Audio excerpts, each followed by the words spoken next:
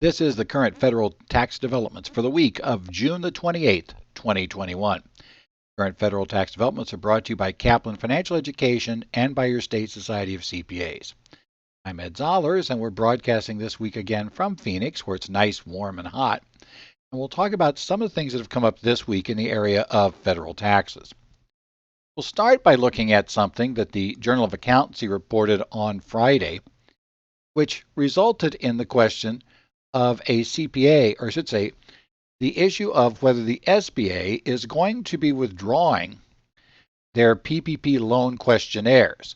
That was reported this week, and we'll talk about why they might be doing it.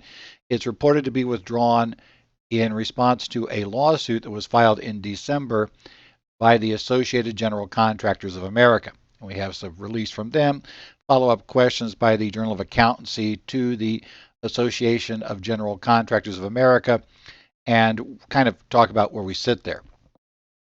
We also find that the courts find it was not clear if a taxpayer qualified for a home gain exclusion due to unforeseen circumstances. Both the taxpayer and the IRS were arguing for the court to give summary judgment in favor of them. The IRS ultimately decided that, hey, I should say, not the IRS, the court did, that essentially there really is a question here. So we'll talk about what was going on there, why it might have been unforeseen circumstances, and why it might not have been. As you may guess, the problem is they couldn't meet the 2-year test, specifically in this case, the 2-year use of the home as a principal residence before it was sold.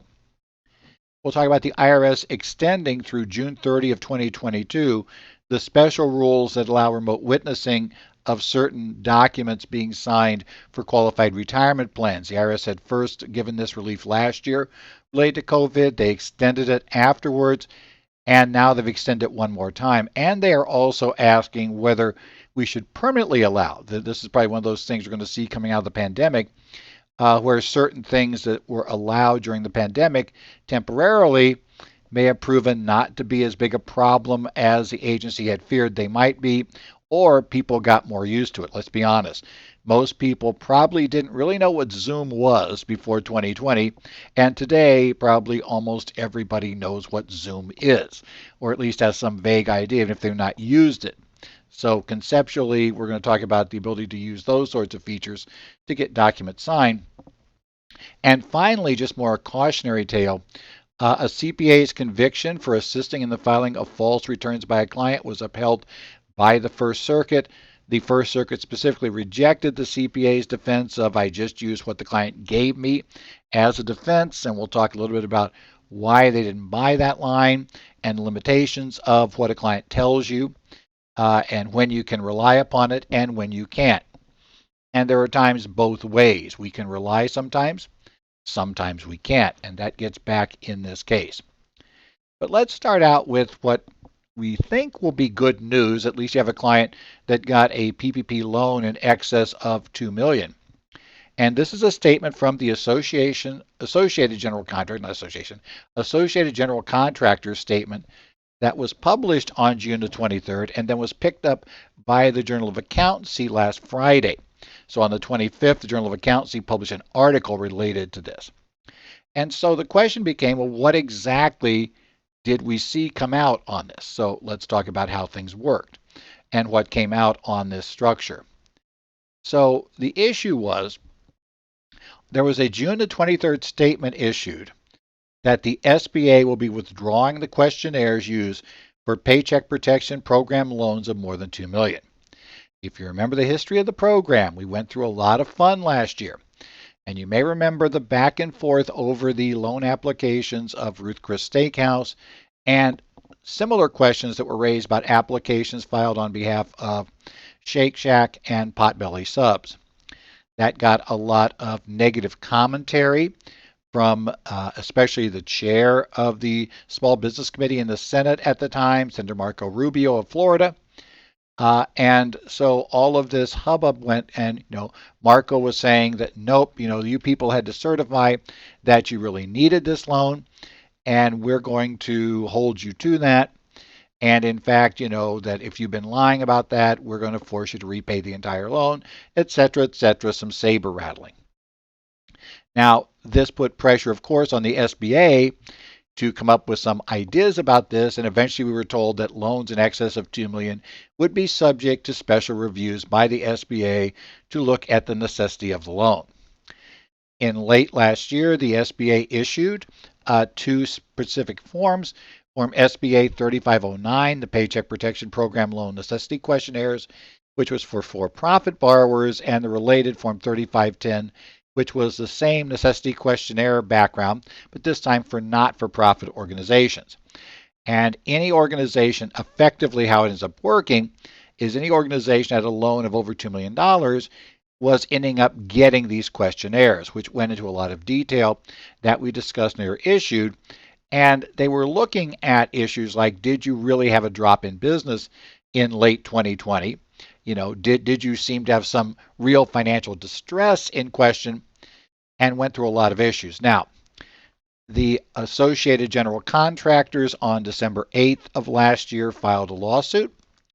That lawsuit essentially said that this was effectively, the complaint was that they had failed to meet that these forms had been produced in violation of the Paperwork Reduction Act, Administrative Procedures Act. They failed to meet minimum standards for due process.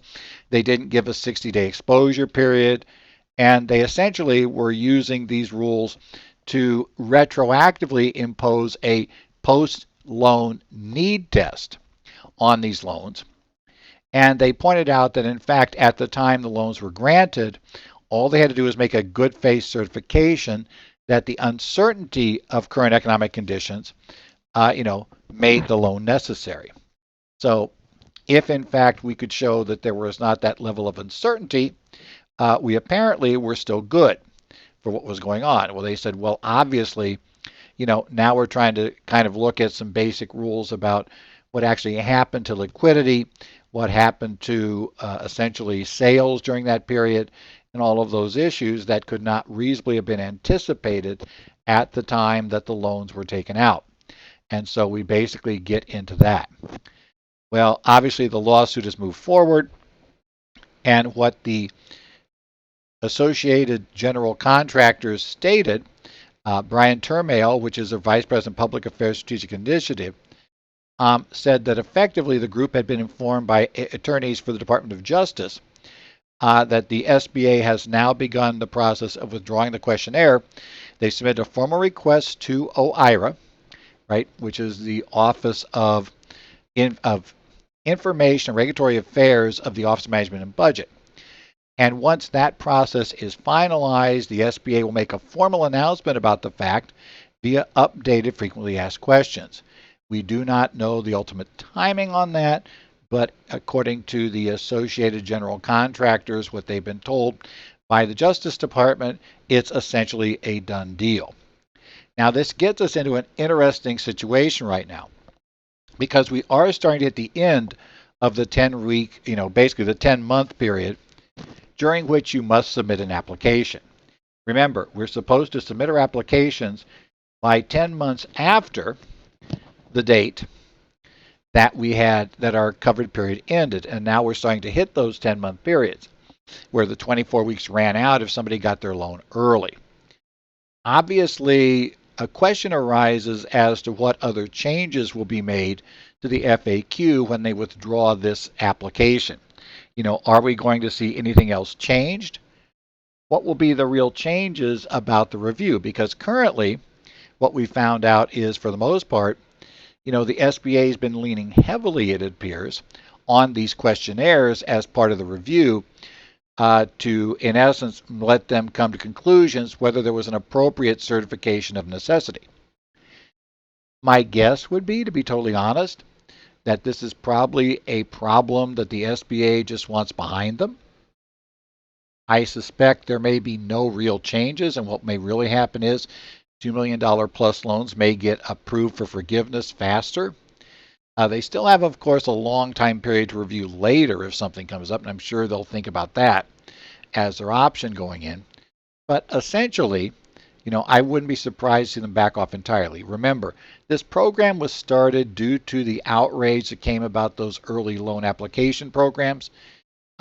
Remember, a few weeks later, that kind of changed over to outrage the other way because people were saying, they were changing rules after the fact, that, there was all these problems. The questionnaire got it to a higher problem level, shall we say, where people said, well, now you're really changing things after the fact. And I'm not sure that the new chair of the Small Business Committee, or even the ranking member. Now remember, last year the chair was Marco Rubio, the ranking member was Senator Cardin of Maryland. Now we've swapped those two positions. And while they both were upset, shall we say, about the Ruth Chris situation, my guess is at this point they're not really going to raise nearly as much of a ruckus about the SBA backing off this. So because of that, right, and because we have this information coming from the DOJ and this withdrawal, I wouldn't be surprised to see us get a much more streamlined forgiveness process going forward. Next up, we're going to talk about a case that deals with the exclusion for sale of a principal residence under Section 171. This is the case of the United States versus Forte. This was a case filed in the United States District Court for the District of Utah, case number 2:18-CV-00200. The decision came down on the 21st of June. Now let's talk about how this works. In this case, we have a situation where a taxpayer had a couple of issues with homes. So let's talk about this. He had a loan that he had purchased in 2000 and that had been sold initially in 2005. Okay? That's not really our problem. So we have this. We have this home. We lived there till 2005. In June of 2003, the taxpayers purchased a lot on Snow Forest Cove with the intent to build a home on that lot, right? They obtained a loan and began constructing the home in September of 2004. They then sold the Windsong home in September of 2005, and they did not get paid the full. In the end, it turns out they did not get paid the full contractual amount because they carried back apparently, or at least did a partial carryback of some sort. And so they were unable to collect on their seller finance notes in connection with the Windsong sale. Okay. Now remember, in the interim, they had then moved into that house, right? That they had moved into in there. So they were talking about moving into the Snow Forest Cove house, right? So they moved into that house. Remember, they had acquired the lot back in 2003. They'd gotten construction loans in 2004. In late 2005, they were actually in December, they actually moved into the home, obviously in late, and they also purchased at the same time a lot adjacent to that home in order to retain a scenic view from that new home. Well, at this time, remember, at that point, they then turned around and they had just sold the Windsong home, but it had to carry back a note on this. Now, here's the problems, First thing is they had a lot of financial issues before they moved in. So that ends up being an issue that's going to come into play. The court noted when they moved into that home, they had a loan with a high interest rate. They ended up finding they couldn't refinance that loan due to the fact they had bad credit. So they had a friend of a friend help refinance the loan by borrowing his name. In January 2006, they issued a warranty deed conveying this home to this friend of a friend, which was recorded. A trust deed naming him as trustor and the Fortes as beneficiary was also recorded. Got a loan for $1.4 million. They kept $20,000, and the remainder paid off that high interest loans, and they made the mortgage payments on those new loans. In April 2006, they also executed a warranty deed in favor of this friend of a friend. In February 2007, the friend of a friend signed a quitclaim deed conveying titles of the home back to them. And in May of 2007, that loan on the Snow Forest home was in default. In August, they transferred the title to an LLC they owned. And it was disputed if and to what extent the financial situation was worsening in the fall of 2007. But there's no question that in September of 2007, effectively 3 months before they would meet the 2 years a time period of living in that home, right? they ended up selling the property. So they ended up doing that sale. And remember, we also had a 2005 sale of the old home that was in this mix too, that also might have been involved in 121. So a problem they had is they really couldn't meet the 2-year holding period, right? So we had their financial distress, right? They couldn't meet the 2-year holding period. That was kind of their problem. So here's the question. We know that while you have to have lived in the residence for 2 years and have used the principal residence for 2 years prior to the date of sale, for 2 of the 5 years prior to the date of sale, there is a special set of rules under 121C that can allow you, in some circumstances, some specified, others under unforeseen circumstances, that cause you to sell the home, that allows you to get a prorated amount of that total exclusion. In this case, the total exclusion has been $500,000 million for this couple. Obviously, be somewhat less than that because we ended up 3 months short. So essentially, we would get about 7/8 of the exclusion normally be available to us. Well, they had obviously claimed that exclusion. The IRS disputed it and said, nope, you don't qualify because this wasn't unforeseen. Now, the IRS claimed that, in essence, the problem was that it wasn't unforeseen because they were in precarious financial situations when they moved into that home. So it was not unforeseeable that they would have to sell the property before the 2 years were up due to the fact that they would be forced, their hand would be forced due to their financial situation. And they claim that they actually made their situation worse, that essentially at the same time purchasing this lot. So they were in bad financial condition. They went out and got a brand new loan to make it even worse. And the IRS is saying, well, reasonably, a reasonable person, would have to have foreseen the possibility of being forced out of the home. And they actually referred back to a case, which I'm really going to have trouble with this person's name, Chiarito versus Commissioner, which was a tax court summary tax court summary opinion from 2010, 149. And they claim, well, that was also a taxpayer who was in financial distress and had to sell their home, ended up selling the home, and they knew they were in financial distress going in, so therefore, the court found that in essence, these findings were, it was not reasonable for them to assume it would be a problem. But the court pointed out a couple of things. First, they said, look, guys, that's a summary opinion. It doesn't bind a district court. So that's nice, but irrelevant. The case cannot be appealed. It's not allowed to be cited, or essentially it's not meant to be relied upon for other cases. So A, that's your first problem. Secondly, they said, really, in essence, that was very, very different. They said, look, the taxpayers in that Chiarito case, right? They owned a catering business and they purchased a home with the intent to build a second residence on the property, which would have an industrial kitchen. However, there were certain regulations that prevented them from building a second residence with a kitchen. When they reviewed whether they could exclude the gain, the court decided there were multiple determinations of fact in that case, not just their financial circumstances. They said basically the taxpayers knew they had a need for an industrial kitchen before they purchased the home. They were well aware of their financial losses. They learned their inability to build a second residence after they sold the previous homes.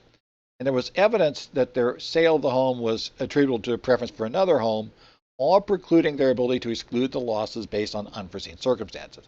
In essence, the court in this case said even if this was binding on us, that case had a lot more complicated facts than you argue here. It didn't simply argue that if you were in financial difficulty coming in, that, or you were in this kind of vague general financial difficulty coming in, that any sale within 2 years ended up being triggered by financial problems automatically was not an unforeseen circumstances. They said, the real problem here is it's not totally clear, right? Did they reasonably have anticipated they would not receive the full sale price of that old home they'd sold prior to moving into the new home?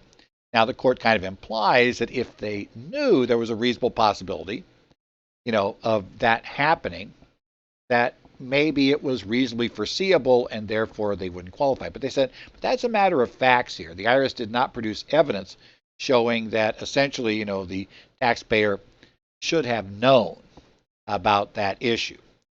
Now, but they also said, but here, taxpayer, we're not going to say you get this exclusion either. I know you're saying it was unforeseeable that you would be defrauded, it was the term they were using, and not receive the full sales proceeds from the buyer of the old home. They claim they suffered a devastating financial blow after moving into the house. They were victims of a financial crime. The court said, guys, you were already in financial trouble before you moved into the home. We don't know for sure when you realize you'd not be able to collect the remaining $695 in holdbacks from the buyers of that home. It doesn't say when they tried to do it, when it became clear that it was a good chance you wouldn't get it, right? And, did you have reason to believe this problem existed before you moved into your home in December 2005? The court said, essentially, look, there's a key question. It's maybe possible that, and we've seen this rule before, that a change in financial circumstances could be an unforeseen circumstance. But the catch is, not that we knew for sure this was going to happen, but was it reasonably able to anticipate that this was going to happen? And if we could have a reasonable anticipation that this was a very real possibility that we could be forced out, then arguably it's not an unforeseen circumstance. Conversely, if they would have been fine, except for that, not getting the $695,000, and it's clear they didn't have any reason to believe they wouldn't get it before that date, then it kind of flips it the other way. Now, we don't know the rest of the facts, and that's going to be decided by the court. It might be a bad fact if, in fact, the Winsong home, the reason they had to carry it is because their buyers had bad credit, and had issues, and that would be a reason to flag it. Did they sell it to those buyers because, remember, time was running out. They had, they were already under pressure for that new home. They wanted to buy the lot. So were they under pressure to close that Winsong sale and say, oh yeah, it's kind of a shot in the dark and it may totally collapse on us, but we really want to do this, so we're going to go ahead with it. Or was it something totally out of the blue? These appear to be good buyers, everything looked good, and then suddenly this came apart, and had that not come apart, the other financial problems were not what caused them to sell. So it's one of those things to understand that, and to be careful when you read the facts of a case. Had this actually been tried, the mere fact that the taxpayer maybe couldn't claim or couldn't show they had financial distress would not mean financial distress never works. And conversely, the fact that the IRS maybe lost out would not mean that in slightly different facts, things wouldn't be different. Facts matter, and I think that's what's clear in this case. Obviously, the IRS believed they had this all locked up with that old tax court summary opinion case. Not sure why you'd believe that, but they went there. Be careful not over-reading your cases is maybe the best takeaway. Now, the IRS continued something we've discussed before that started out last year in Notice 2020-42. In this case, what we have the IRS using is Notice 2021-40. And this came out on June the 24th, 2021. And what this tells us is that essentially, we are going to have remote witnessing of documents has been extended again by the IRS. Last year in Notice 2020-42, we talked about the fact that certain retirement plan documents that need to be signed must be witnessed. And a key one here is, for instance, when a spouse is giving up on their rights to, have a joint survivor annuity coming out of a retirement plan, generally we need their signature. And because we think that maybe somebody might forge their spouse's signature in a case like that where they wanted to take this money out and not tell the spouse, and we need the spouse's approval, so we just kind of quietly make this happen. We required those to be witnessed in person by a representative of the plan who got, proof this was the person, or a notary public who would have to see the person in person and, go ahead and say, yep, that's the real person. Well, the IRS had temporarily allowed remote relief. And in fact, the remote relief was extended. It first went through December 31st. And then in Notice 2021-3, we extended that to June 30 of 2021. Well, now we're hitting that time frame. So what the IRS said, and they also, in that Notice 2021-3, also began asking whether or not, Has this really been a problem? Do we see issues, or is this good enough for us to consider maybe making this permanent? Now, obviously, we're coming up on that deadline. So what the IRS has done now is given us another full year under this program. My takeaway from that is I think the service believes that they want to make this permanent, but they're not yet totally convinced that they want to do this kind of, because once you do it, you're going to be stuck forever. So we're going to have this particular issue going through there. Now, what this covers generally is if your state allows notary publics to, witness documents remotely, and a lot of that took place in the pandemic, those were set up, and they're, and some of them were there ahead of time. We're going to go ahead and, as long as the notarization is legal under the state law the notary is operating under, we're going to go ahead and say that's fine. They meet those requirements. So we're looking there at the remote state requirements. If we're going to do it with a plan representative, notice 2021-3, essentially said that, well, in that case, what we're going to do is, whoever signs the election must present a valid photo ID during the live video congress. They can't just send a copy of the photo ID prior to or after the witnessing. So I got to see, that this guy's, this guy or this woman's spouse is actually sitting in front of the camera in a live session. I have to talk back and forth, and they then need to show me their ID so I can verify it and they have it in their hand. We have to allow interaction. They're concerned here somebody might tape something or modify it, to get a tape of their spouse and then modify it to say things. So they want to have an actual interaction where we can do this and I can ask questions back and forth, right? We don't, so a pre-recorded video is not sufficient. And then after they have signed it on camera, they transmit a fax or a scan of that copy of that document to me. And I turn around then as plan representative, acknowledge signing and what we've witnessed, and send back a copy of the document to them, indicating this has been accepted via this range. Now, the IRS is again asking, should this be made permanent? And they're asking some questions. Has that temporary removal, required for witnesses to be there, affected costs and burdens? Is it made it more costly, less costly? And where the costs and burdens associated with physical presence requirements support modifying that requirement? Has there been evidence that's resulted in fraud, coercion of the spouse, other abuse, and how, if we permanently modified, we could take care of those particular issues? How they're being witnessed or expect to be witnessed as the pandemic abates, whether the availability of in-person notarization is returned or is expected to return to pre-COVID-19 pandemic levels. Are we going to be seeing everybody just not really care about this anymore, or are they going to? What procedures to make safeguards, etc. So all these issues. They are asking you if you have comments on this to submit your comments at the e-rulemaking portal at www.regulations.gov by September 30th of this year. And the way you find the comment, the way you find this thing to comment on is type in IRS-2021-40 in the search field at regulations.gov to find a location to submit the comments. Finally, let's talk about some not great news, at least for one CPA. This is the case of United States versus Nardozzi from the Circuit Court of Appeals of the First Circuit Court of Appeals. It's case number 20-1093, and the opinion was issued on June the 21st. Mr. Nardozzi had been convicted by a jury of fraud, conspiracy, and assisting in the filing of false income tax returns. This all relates to returns he had prepared for a particular client. Okay.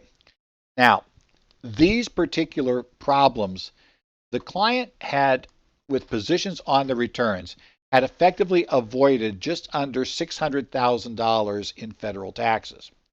And on the returns that had been prepared by this individual, right? That had been prepared by this CPA, he had avoided over $600,000.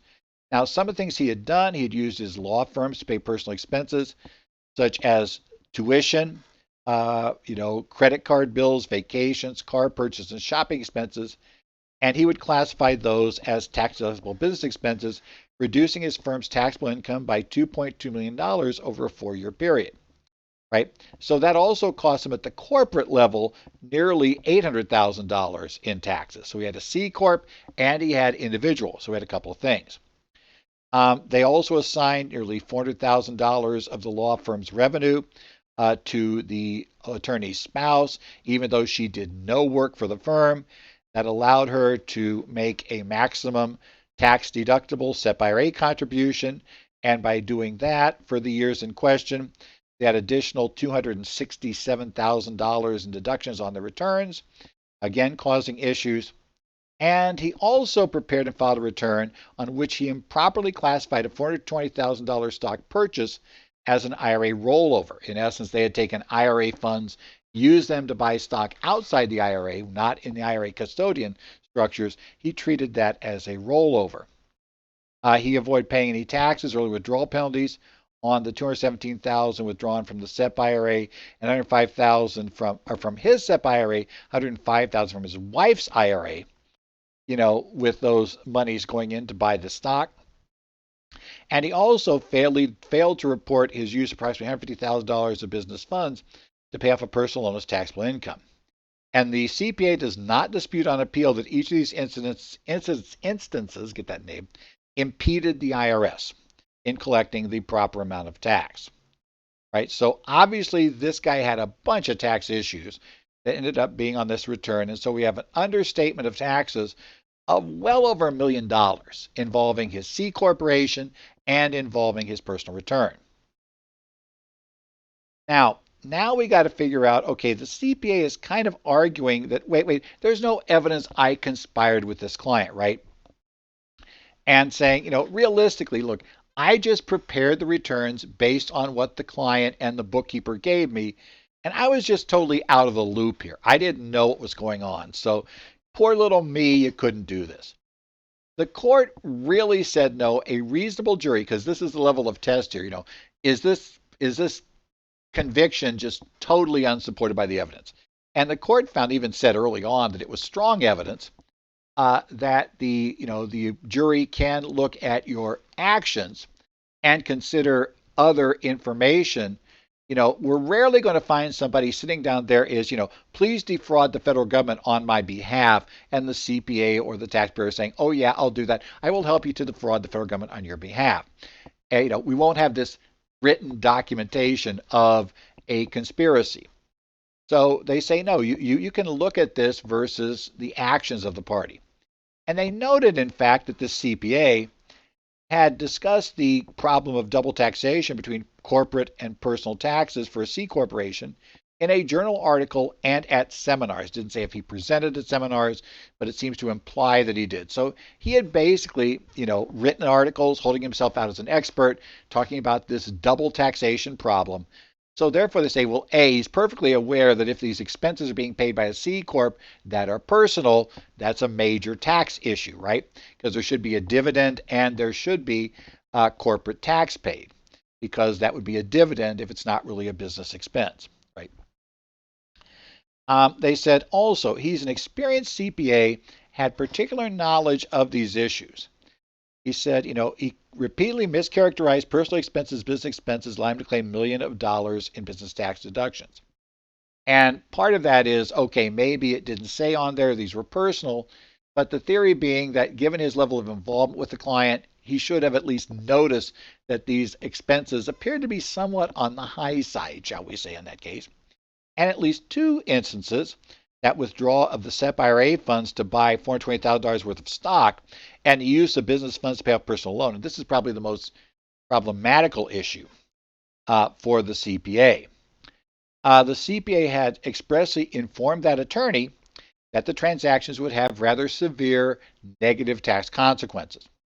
When the attorney objected to paying additional taxes, the CPA just apparently went back and reported in a way to avoid having to pay the taxes, right? So, and the problem with this is having already been on the record that what you did, was really going to cost you taxes. And then, of course, the client throws a temper tantrum to essentially, basically back the CPA back into a corner to get him to report a different way, well, now you got a problem because the court holds that the CPA, knowing it was illegal to do so, followed the client's wishes and reported these transactions in a way that avoided any increased taxes.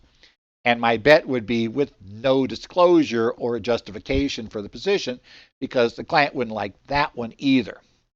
So the clear implication becomes quickly that this client, with their expertise and experience, they knew or should have known about virtually all of these issues.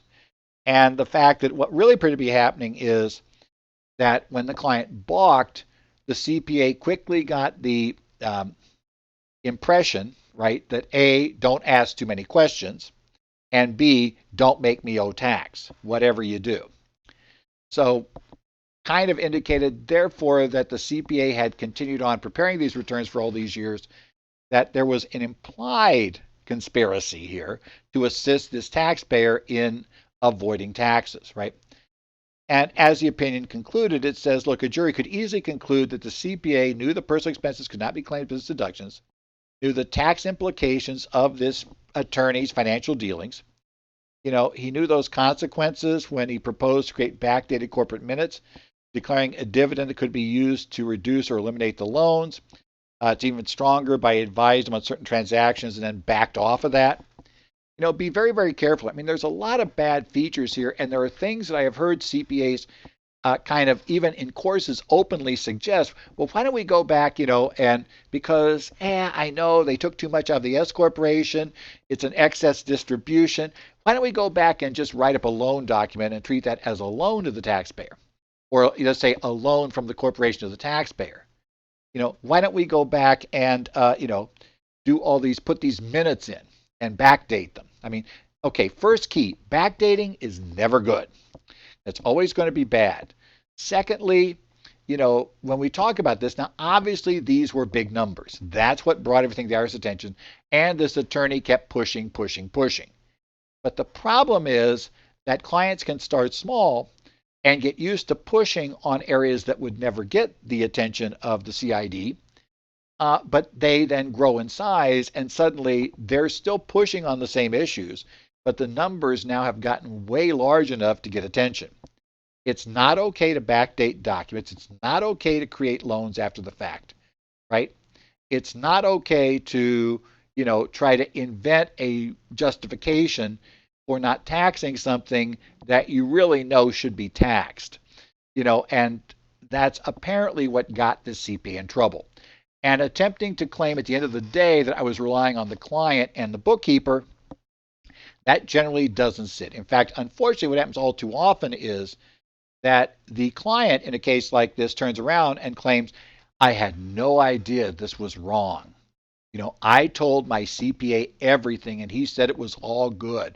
I mean, why wouldn't he? Obviously he did, because he decided to sign this return. I'm a poor little attorney that has no idea about the tax law. It's amazing how ununderstanding they might become in this case. I assume you could say something like that. I don't know. It never told us the attorney turned on the CPA because, we're not really looking at that issue here. But it happens fairly often.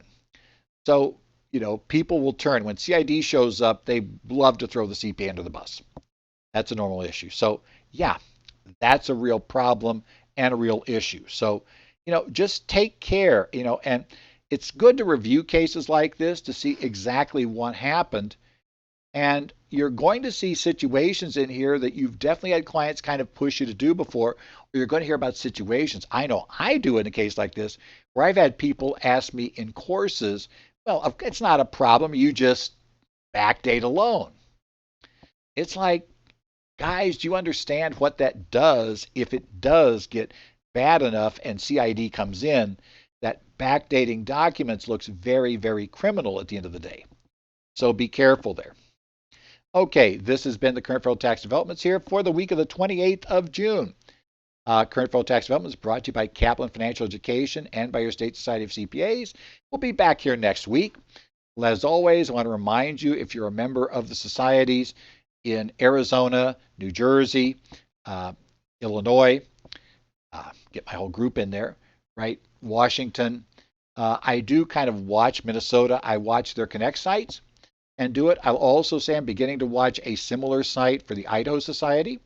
So if you have some issues, you can post things there and I'll try to respond. That's Idaho's trying to get this off the ground. So if you're in Idaho, you might want to make use of that. These type of discussion boards are useful only to the extent that people actually go in and make use of them. And to be totally honest, share. There, it's people helping people. I can certainly tell you that, like here in Arizona, it's obviously become a very, very helpful place for people to go, especially to try to figure out state-specific issues. I see it similarly in New Jersey has a very active forum that does the same thing. And, you don't have to be a huge state. Arizona's been doing it for quite a while. And yes, the state has grown dramatically over the past few years, but as I recall, our listserv in some form goes back to the late 90s, over 20 years ago. And Arizona then was maybe not a small state, but it certainly was not nearly the size it is today. So, participation is your key, getting that going. So check in there and we'll see how things get going on that one. Otherwise, we'll see you back here next week for more information and updates here on current federal tax developments.